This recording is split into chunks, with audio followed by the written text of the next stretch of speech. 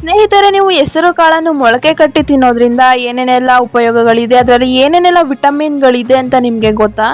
ಹೆಸರು ಕಾಳನ್ನ ಒಂದು ದಿನ ಮೊಳಕೆ ಕಟ್ಟು ಬೆಳಗ್ಗೆ ಅದನ್ನು ತಿನ್ನೋದ್ರಿಂದ ಏನೆಲ್ಲ ವಿಟಮಿನ್ಗಳು ನಿಮಗೆ ಸಿಗುತ್ತಪ್ಪ ಅಂದರೆ A, B, C ಮತ್ತು E ಎಂಬ ವಿಟಮಿನ್ಗಳು ಹೆಸರು ಕಾಳಿನ ಮೊಳಕೆ ಕಟ್ಟಿದ್ರೆ ಸಿಗುತ್ತೆ. ಮತ್ತು ಅದರಲ್ಲಿ ಕ್ಯಾಲ್ಸಿಯಂ ಅಧಿಕವಾಗಿರುತ್ತೆ. ಮೊಳಕೆ ಕಟ್ಟಿ ತಿನ್ನುವ ಹೆಸರು ಕಾಳಿನಲ್ಲಿ ಹೇರಳವಾದ ಕಬ್ಬಿಣ ಅಂಶ ಇರೋದ್ರಿಂದ ನಿಮ್ಮ ಬಾಡಿಯಲ್ಲಿರುವ ಅತಿ ಹೆಚ್ಚಾದ ಕೊಲೆಸ್ಟ್ರಾಲ್ ಅನ್ನ ಕಡಿಮೆ ಮಾಡುತ್ತೆ.